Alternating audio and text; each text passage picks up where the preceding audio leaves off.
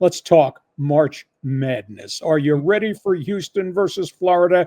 Did you think it would be Houston versus Florida? What'd you think, John? Well, I know. I think you were the one that called it was going to be Duke, so I want to hear you break it down. Yeah, my brackets kind of got bent out of shape. We got championship game coming up. Houston, they will push you around with their defense. Florida, their guards are going to push the basketball up the floor. What a great matchup.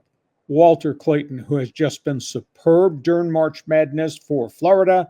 L.J. Cryer, the front man for the Houston Cougars. Houston's defense versus Florida's firepower.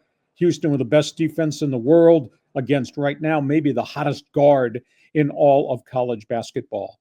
I just think this will be wild. I'm going to be intrigued to see, John, whether the referees are going to call everything, whether there's going to be ticky-tack stuff that's going to call, or they're going to let them just conduct open warfare on the court. Refs had their hands full handling the semifinal games that we had the chance to watch on Saturday. So let's talk Houston. Let's talk Florida. Let's just flash back. Houston upsets Duke. This was a stunner of proportions. Trailed by 14, and they came back. It's a Houston Cougar team that I didn't think had the firepower to do it. Came back, an 11-0 run, then a 9-0 run in the final half minute of the game. Cooper Flagg poured home 27, and they tried to defend him out of the building at the end of the game. L.J. Cryer had 26, including 6 threes in the game for the Cougars. Duke, which forces you to play their style of basketball. Duke had 1 basket in 10 and a half minutes in the game. And then there's the intangible parts of the way Houston plays defense. Cougars had 42 rebounds, 6 blocks, 6 steals, and they held Duke, really good team, 39% shooting. That was a classic. 16.3 million watched that game in March Madness, 19% jump from a year ago. Houston, they beat them at the end. What a comeback, 14 down to beat Duke. The other game, Florida, just an amazing game against Auburn. Clayton, 34 points in that Gator win. He hit every type of shot on his resume, and they tried to defend him into the hallway that he couldn't get good looks. It's a Gator team that trailed by 9, and they're bigs. They just bullied John Broome all over the place. Broome, the Auburn superstar, no baskets in a 13-minute window.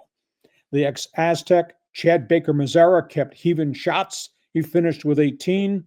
Tell you, this was Mortal Kombat. I thought the refs had their hands full, and they weren't very consistent, and there were so many stoppages in play at the end of that semifinal game.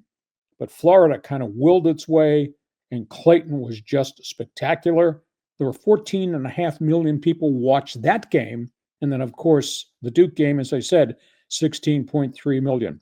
So, John, it's stunner. It's a stunner to me that Houston could do this to Duke, and Florida just jumped out of the building to post their win against a really gritty, grimy Auburn basketball team, which used all of its fouls during the course of the game.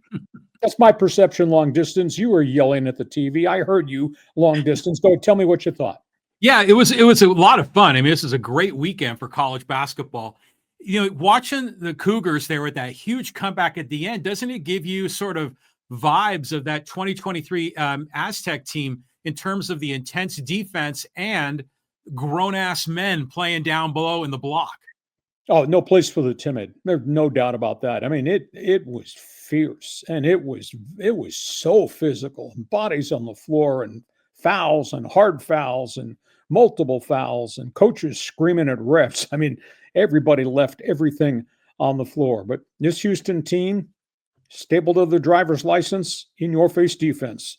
And I'll tell you what they did to Duke, to me, was a stunner. So what was the bigger surprise to you? That Houston rallied back from such a crater, such a hole they were in to beat Duke, or that Florida came from behind when it looked like Auburn was about to mug them and they got the victory? Which surprised you the most?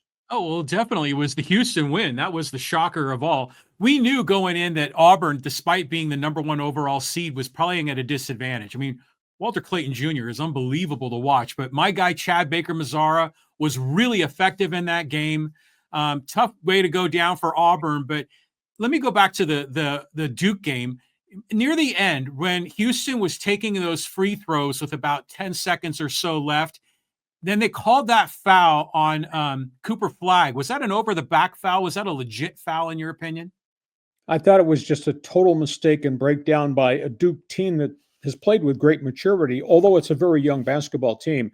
Yeah, I think it was a foul. Was it ticky-tack? Yeah, maybe it was. Was it a bad decision by Duke? Yeah, that probably was a situation too, which stopped the clock and put the other guy at the free throw line. So Duke, I mean, you consider Duke went 10 and a half minutes with one basket. That's a real stunner. Yeah, and then Cooper Flagg really should have hit that shot at the end. He had a good look. Well, he had people on his face. I mean, he did everything he could humanly do to get the right angle to the shot, the launch, and the release of the ball. Just did not go in.